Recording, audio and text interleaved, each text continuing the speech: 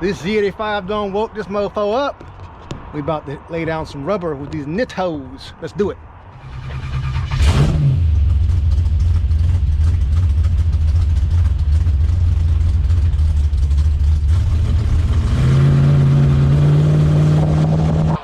Oh shit, we got cops!